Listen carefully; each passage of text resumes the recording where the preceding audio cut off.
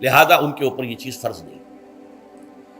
حضور نے تراویح کی نماز یا قیام اللیل نہ اسے فرض قرار دیا، نہ اس کے بعد جماعت کوئی اہتمام کیا مستقل، صرف 3 راتیں آپ نے جماعت کروائی ہے، اس میں 8 رکعتیں آپ نے پڑھی ہیں کہ جو آپ کا معمول تھا تہجد کا وہ پڑھی، اور تہجد کے وقت ہی جماعت کرائی ہے۔ یہ ہے وہ حدیث۔ اس کے علاوہ کسی نماز تراویح جو ہے جو ہم پڑھتے ہیں 20 رکعتیں عشاء کے ساتھ متصل، اس کا کوئی ذکر نہ دور نبوی میں ہے نہ دور صدیق اکبر میں ہے۔ یہ دور حضرت عمر کی خلافت میں ہوا ہے، اور ہم نہیں کہہ سکتے کتنے سال کے بعد ہوا ہے۔ حضرت عمر رضی اللہ تعالیٰ عنہ کی خلافت کا دور جو ہے وہ تو 10 برس ہے، ہو سکتا ہے 5 برس کے بعد ہوا ہو، 6 برس کے بعد ہوا ہو، 12 ہوا ہے ان کے عہد۔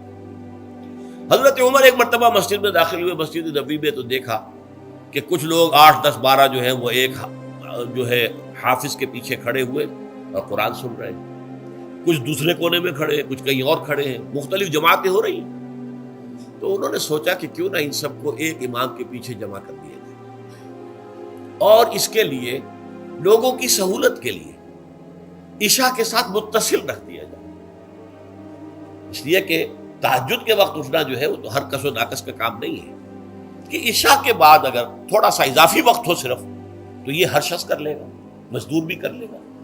لہذا آپ نے یہ نظام تجویز فرمایا کہ عشاء کے متصلاً بعد 20 رکعت نماز پڑھی جائے اور ایک امام کے پیچھے پڑھی جائے۔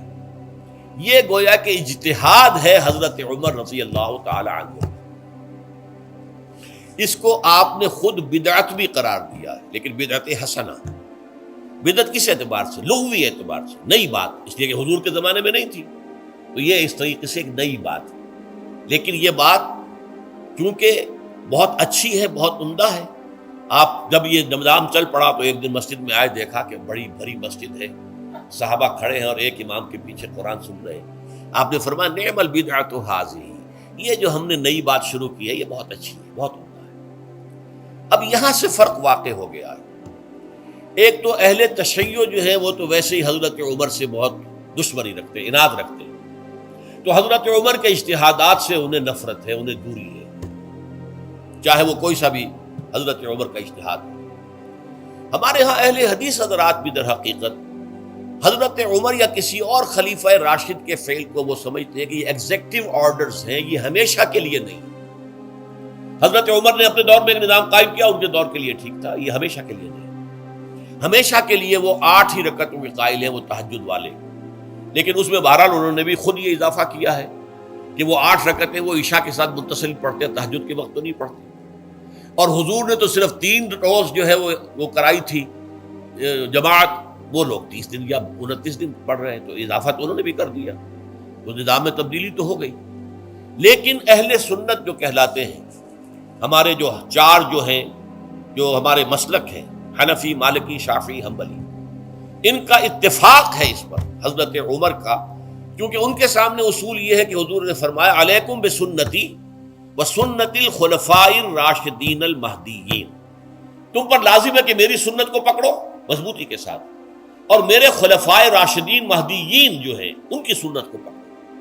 اس اصول سے یہ چاروں فقہ جو ہیں حضرت عمر کے اجتہادات جو ہیں ان کو بھی پابندی سمجھتے ہیں کہ تمام عمر کے لیے، قیامت تک کے لیے امت مسلمہ پر ان کی پیروی لازم ہے، لہذا اس میں اجماع ہے۔ اور یہاں تک کہ یہ سب سے آخری جو اس میں مسلک پیدا ہوا ہے زمانی اعتبار سے، سب سے پہلے مسلک جو ہے حنفی پیدا ہوا ہے، پھر مالکی پیدا ہوا ہے، پھر شافعی پیدا ہوا ہے، اور پھر حنبلی آخری ہے۔